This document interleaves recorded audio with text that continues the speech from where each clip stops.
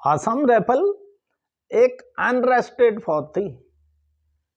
राष्ट्रपति द्वारा अनुमोदित इसका गजट नोटिफिकेशन 2006 में पास किया गया।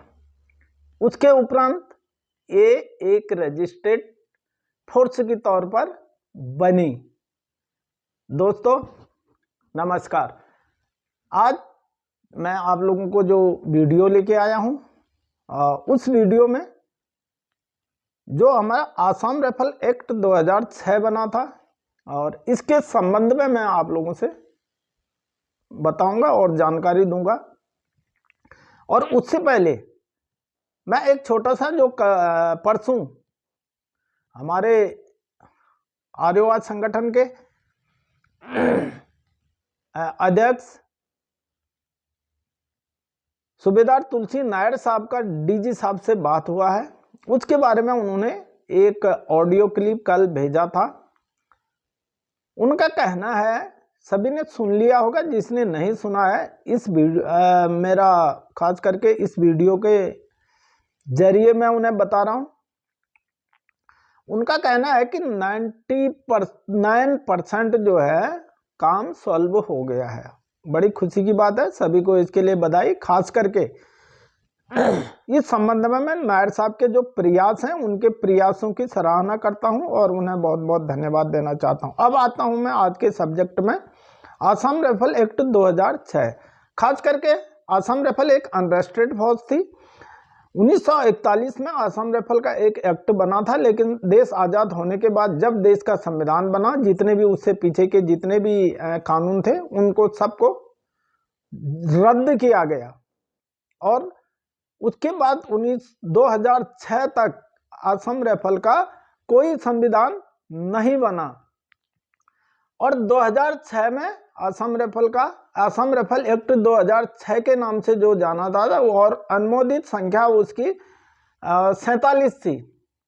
ये 47वां अनुमोदन था और इसके अनुसार इसको 2 भागों में बनाया गया है। भाग नंबर 1 में जो संक्षिप्त उसका संचीकरण है, बनावट है, उसके बारे में बताया गया है और भाग नंबर 2 में उनकी समस्त जो धाराएं हैं उनका विश्लेषण किया गया है। अब मैं बताऊंगा आप लोगों को इसके टोटल 168 धाराएं हैं। कितनी धाराएं हैं? 168 धाराएं हैं टोटल।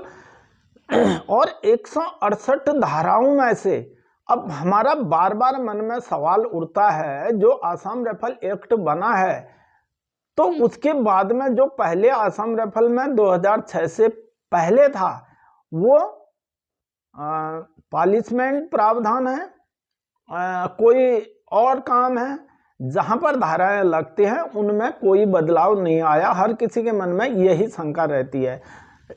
आज मैं इस संबंध में आप लोगों से बात करना चाहूंगा। सबसे पहले आर्मी एक्ट जो 1950 जो है आसाम राइफल मैं इससे पहले 2006 से पहले वो चलता था। अब बहुत सारे लोगों का मत है कि जो आर्मी एक्ट है उसी को मैनिपुलेट करके आसाम राइफल एक्ट बनाया गया है। नहीं, ऐसा भी नहीं है। खास करके मैंने जो आर्मी एक्ट 1950 को भी पढ़ा और उसमें जो धारा नंबर 34 है, 34 से लेकर धारा नंबर 74 तक उसमें मिलती जुलती हैं, पूरी मिलती जुलती हैं, उसमें बहुत मिलती जुलती हैं। और कहीं कहीं पर तो जो 1986-87 में आसाम राइफल में भूख हड़ताल कुछ ऐसी हुई थी, उनको मद्देनजर रखते हुए शायद मेरा कहना है आर्मी एक्ट से भी, जहां पर आर्मी एक्ट में जिस धारा में 3 साल की सजा से 3 साल की से लेकर 5 साल तक की सजा दी गई है, उसमें आसाम राइफल एक्ट में उसमें 3 साल से लेकर 10 साल तक की सजाएं दी गई है उसमें। और उससे भी आर्मी एक्ट से भी उसे और कड़ा बना दिया गया है। तो इसके अलावा जो खास करके मैंने आईटीबीपी का एक्ट जो है 1997 और उसके बाद बीएसएफ का एक्ट 1968, और इसके बाद एसएसबी का एक्ट जो बना था 2007 में, इनको भी पढ़ा। इनमें खास करके जो आसाम राइफल एक्ट है उसमें ज्यादातर आसाम राइफल एक्ट 39, हमारे जितने भी क्रिमिनल केस हैं इनमें ज्यादातर वही धारा लगाई जाती है। और इस धारा में उसकी उपधारा 39 A, B, C, D और F तक इसमें धाराएं हैं, और इसमें जो भी प्रावधान है इसी के अंदर दिए गए हैं। ये सारा आपका नेट में मिलेगा।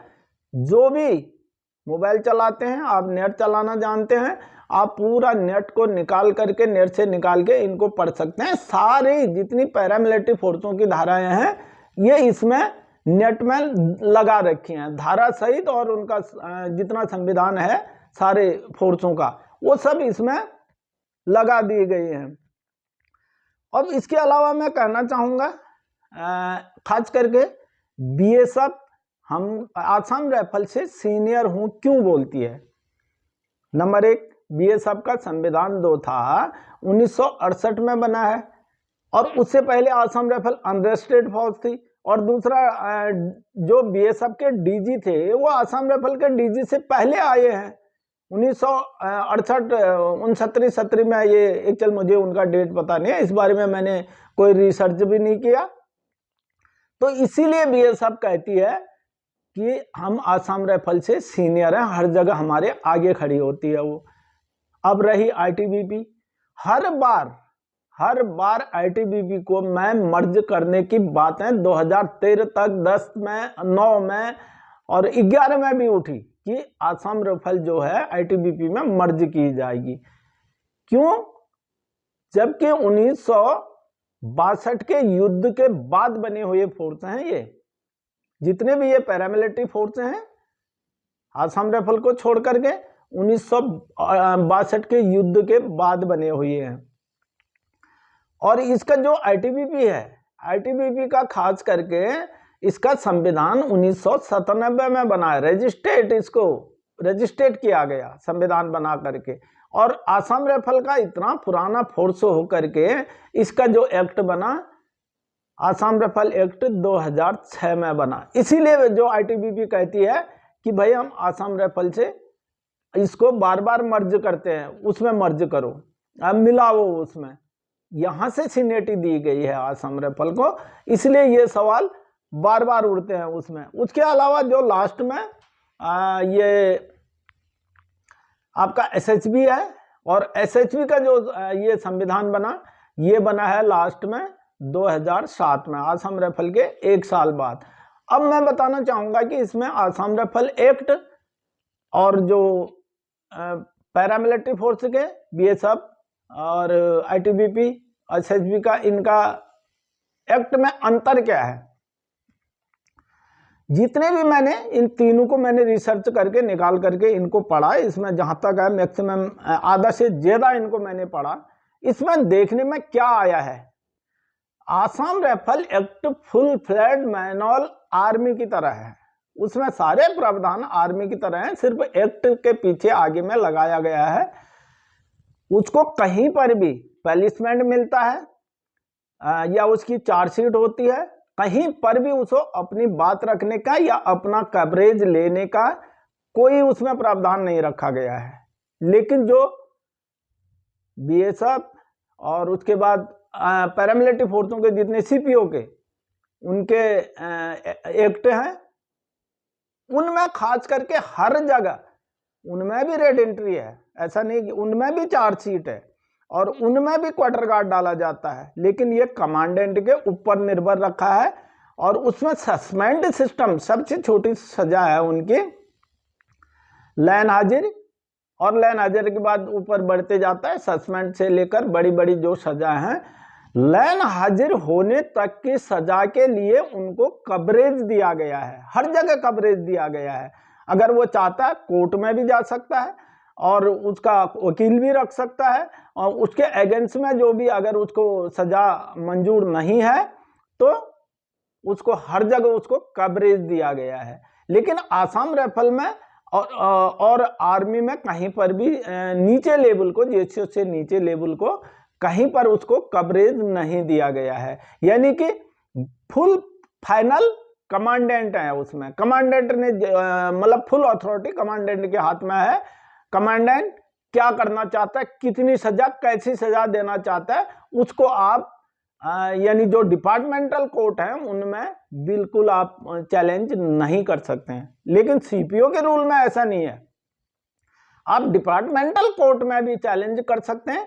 डिपार्टमेंटल कोर्ट के अंदर में ऑन सर्विस में रहते हुए उसको आप कोर्ट में भी चैलेंज कर सकते हैं। ये सब सुविधाएं उनको वहां पर दी गई है। तो मैं अभी अगले वीडियो में आपको इससे ज़्यादा जानकारी अगले वीडियो में दूंगा। और खास करके बड़े दुख के साथ कह रहा हूं, मैं इतना ढूंढ के ये सब चीज़ आप लोगों को, खास करके ये हमारा मकसद है आप लोगों को ये सारी बातें समझ में आए और जागरूक बने, आपका अपना अधिकार लेने का तरीका सीखें। अगर आदमी ने संवैधानिक तौर पर लड़ना है तो उसको दो चीज होना चाहिए, एक तो उसको संवैधानिक थोड़ा बहुत लाइन जानकारी होनी चाहिए, दूसरी बात निर्भीक और निडर होना चाहिए। उसको डर के मारे कुछ नहीं होता है।